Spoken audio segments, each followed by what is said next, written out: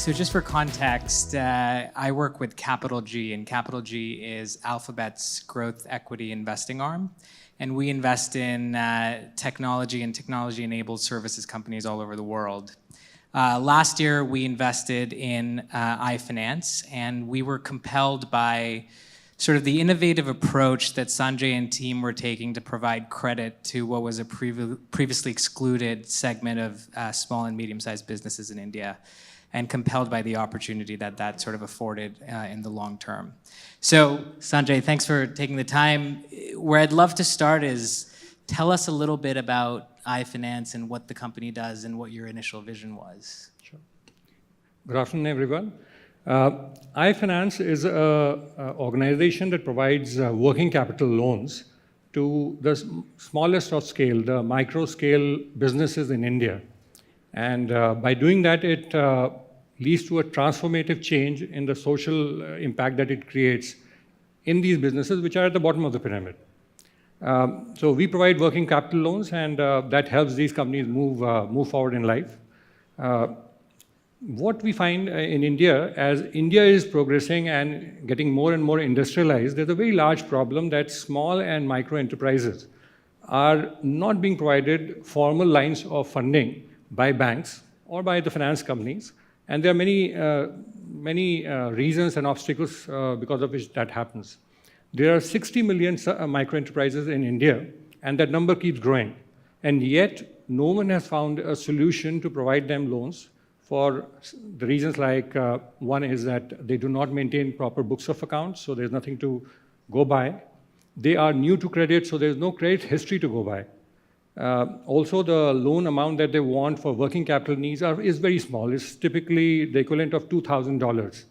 So banks have never found this attractive enough proposition, despite there being so many micro enterprises. This problem is also very salient for India because the micro and small enterprises contribute a significant positivity to the Indian economy. This is a segment that creates jobs, about 110 million jobs, or roughly 90% of the jobs in the non-agricultural sector come from exactly this segment. It contributes 45% to the national industrial production. So it is a segment that is quite important, and unfortunately, there's a big problem that remains. iFinance has gone against the tide and tried to solve this problem.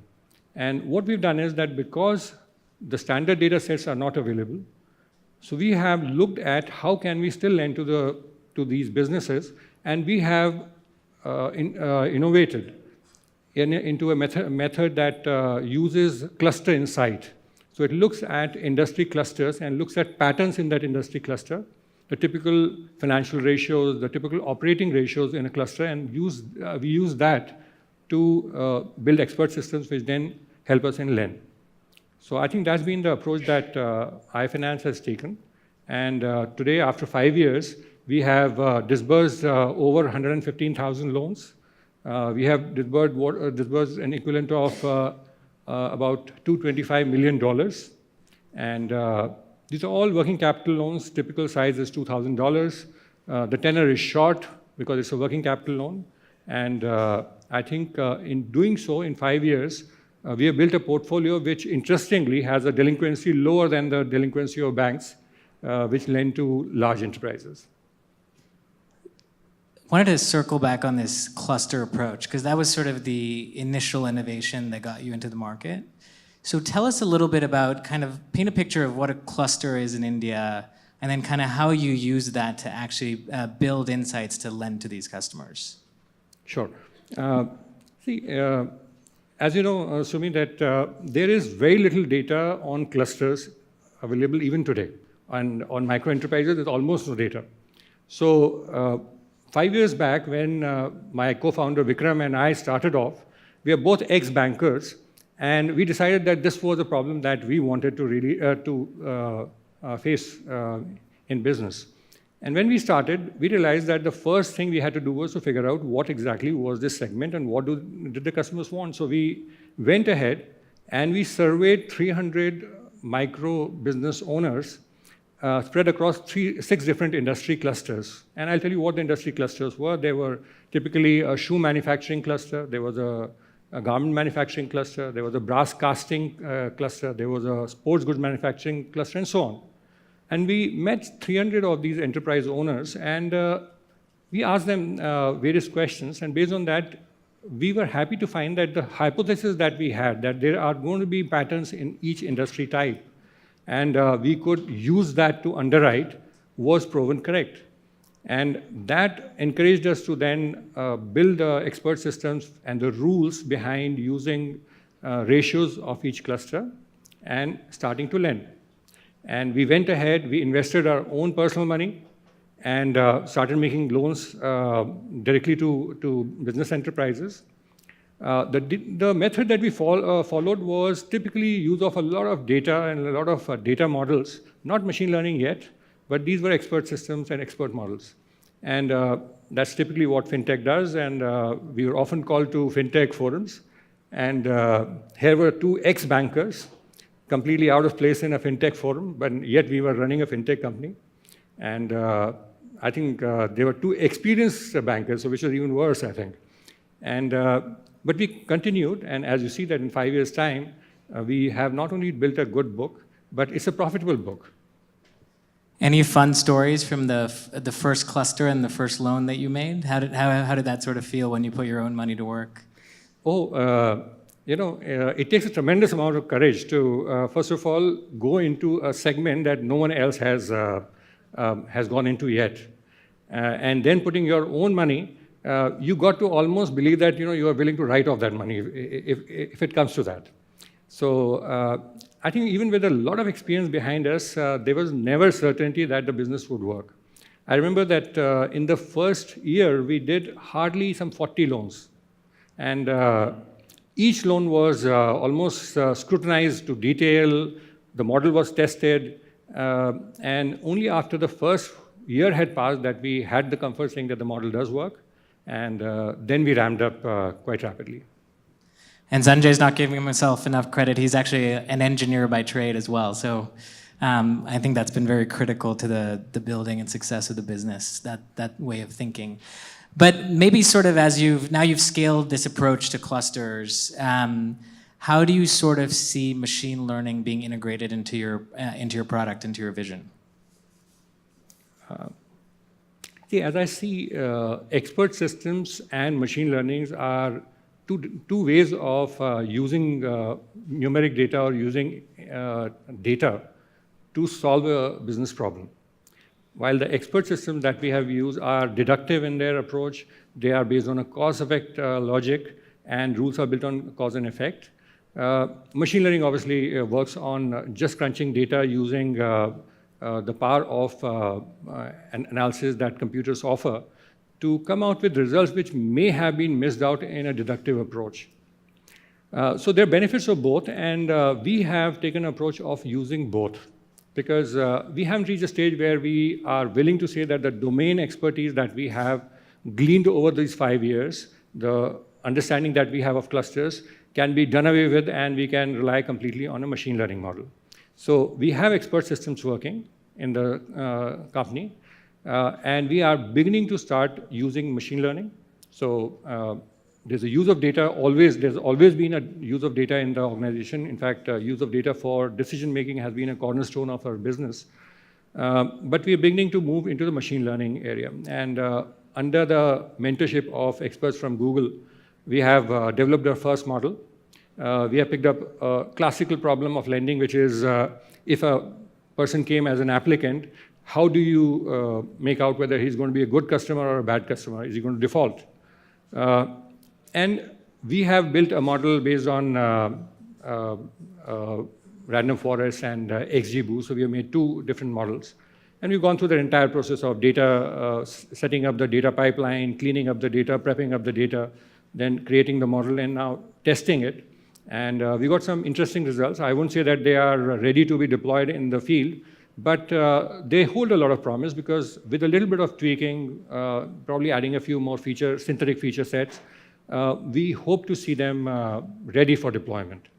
The approach that I believe that we are taking is that we don't want one big bang use of machine learning. We will use machine learning in multiple ways in maybe 12, maybe 20 different applications across the organization. Things that make the process easier for the customer, the things that make the process more cost-effective, things that give you early warning signs, etc. So there are many applications that we intend to use, and gradually have that mix of usage of data move towards machine learning. Have any of the early results been counter to the way you've operated in terms of some of the learnings that the models are delivering? See, there have been many results which are counterintuitive, and one of the disadvantages I feel in machine learning is that you don't know the cause and effect. It's very difficult to figure out, why exactly is the model predicting certain things. So you do come across situations where a feature that you think is just not salient for predicting, it turns out to be a very important factor. There are also surprises where you see correlations which you never saw, and you intuitively know that those correlations are probably correct. So, one other, as you're going through this sort of process of 0 to 1 with building ML into the company, I think it'd be interesting to talk about tactically, how have you set up the organization to sort of bring in this new expertise, and kind of how are you measuring your progress and making sure you're sort of delivering results with the program you've got in place? Yes, I mean, that's an interesting question because everyone talks of machine learning, and when you start actually deploying it, and you start reading about how to make machine learning more effective in the organization, how to measure its success, there isn't as much information available. I think we have used common sense there. We have set up, just like for every project that we do, we set up a measure of success right in the beginning, which has elements of by what time do we expect outcomes and what outcomes do we expect, measurable outcomes. So we have set similar measures for machine learning projects also. Although there's a caution there that there's a higher chance of failure in machine learning projects. So while in a normal project, I would say that out of 4 projects, 3 projects should work. In a machine language projects, you can expect that out of 10 projects, probably 2 or 3 will work. So one has to be patient, one has to allow for that failure, but there has to be debriefing, there has to be learning from that machine learning, and I think that's the approach that we intend to take. Great. Sort of stepping back from the data and the machine learning piece, I think one of the things that excited us about the business was the potential social impact of what you were doing. And maybe you could speak to that a little bit, and as you sort of think about building the business with all these different aspects, what is the sort of broader social vision of the company? Sure. See, my co-founder Vikram and I both got into this business and left our careers in banking primarily because we wanted to work on a socially relevant area and create a social impact. So that's been the vision of the company, right, on the value of the company right from the beginning. And it is very important, and it's not something that is just a soft and a nice thing to do. Even United Nations, when it made its plan for 2030, it created certain objectives with the aim of making the world a better place and giving us a better and secured future for everyone. And those goals, the number 10 goal of the SDG says that remove inequality. So removing inequality is important, and it's obvious that why it is so, because economic inequality is a very corrosive thing. It tends to lead to a dissatisfaction in the disadvantaged population, and that can lead to higher crime rate. It can lead to lower trust in the society, greater stress, lower happiness, and so on. So it's important to focus on removing those inequality, and it's very important that employment generation and any movement of businesses should move us in that direction, and which is exactly what we work towards. I remember that there was an article by a German Rhodes Scholar, Schumacher, E.F. Schumacher, And he had written a book titled Small is Beautiful. And it was about economics as if people mattered. That was the title of the book. And he talks of that there should be a new way of thinking of economics and what he called as Buddhist economics. And he says that under the Buddhist economics,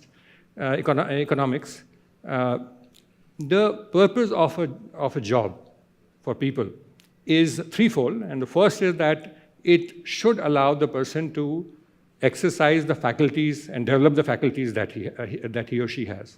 The second is that the job should enable person to work together with others and therefore overcome his ego. And the third is that it should provide the goods and services that are needed for existence. So it's not just that we work to make those goods and services, it's also important to provide that economic happiness. And iFinance's role in doing that is that we create jobs, create opportunities for the disadvantaged or excluded micro-enterprises. And in doing so, we're moving that next billion into the developed or across the developed line. And I think the vision that we have carried right from the beginning of the company has been that we want to be an admired leader in our workspace. And our workspace is about providing finance and beyond finance support to micro-enterprises so that they can really become the powerhouses for the country. One of the unique things when we invested was we got to go visit some of these clusters, and it is pretty amazing to see, to Sanjay's point, the first time someone's got credit to expand their business.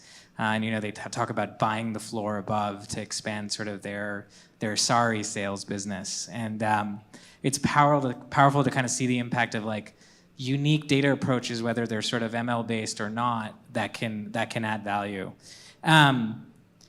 As you think about that longer term vision, also, what in your mind are the biggest structural barriers to sort of continuing to expand? Yeah, I believe that a lot of barriers that are typically quoted are just obstacles that we have set for ourselves. For years, no one has provided funding to micro-enterprises, and now that we are doing it, we're finding that we are scaling up quite rapidly. So I think if we could do it, it could have been done earlier also. So I think a lot of those structural problems can be overcome. I'm not saying that there are no structural obstacles and it's very easy. It's not been easy, but if you put your mind to it and you persist, you can do better. We have not complained about the government not supporting us or government doesn't give us any special benefits. We are a commercial entity. We believe that we can, by improving our cost dynamics, reducing our costs of delivery, we can deliver to our customer a product that is appropriate to that customer at a price point which is attractive to him, and still give our investors a good return for money. Thinking through just sort of, based on your experience now, both having done it sort of, much more sort of manual data approach and now moving into more of a machine learning model, what does your experience tell you about sort of the future of machine learning in markets like India, where you're dealing with sort of customers in the next billion, and how is it going to be different or similar to some of the experience sort of in markets like the US? See, I think in India, one of the very big challenges is that the data that is there is not as clean a data or as complete a data set as you find in developed markets like the US. So while a lot is talked about saying that there's so much of data available in India, the fact is that any machine learning model faces a big challenge in how much of that data is appropriate and correct.